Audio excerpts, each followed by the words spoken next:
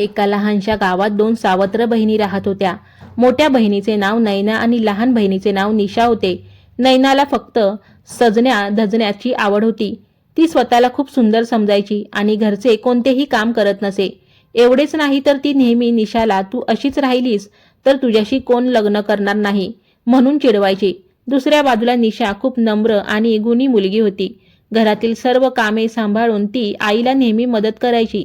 त्यांच्या वडिलांचे छत्र हरपले होते, तरीही आई दोघींवरही सारखेच प्रेम करायची। एक दिवस त्यांच्या घरी अगदी साध्या कपड्यांमधील एक गरीब मुलगा लग्नाचा प्रस्ताव घेऊन आला। आईने सुरुवातीला मोठ्या मुलीला म्हणजेच नैनाला विचारले। नैनाने अहंकारात येऊन लगेच नकार दिला आणि म्हणाली, मी अशा भिकाऱ्याशी कधीच लग्न करणार नाही। त्यानंतर आईने निशाला विचारले। निशा अत्यंत नम्रपणे म्हणाली, आई, तू जो निर्णय घेशील तो मला मान्य असेल। अशा प्रकारे निशाचे लग्न त्या साध्या मुलाशी झाले। लग्नानंतर तो मुलगा निशाला एका खूप मोठ्या बंगल्यात घेऊन गेला आणि म्हणाला, निशा, मी गरीब नाहीये, मी फक्त योग्य माणसाची पारख करत होतो। हे ऐकून निशाला खूप आनंद झाला।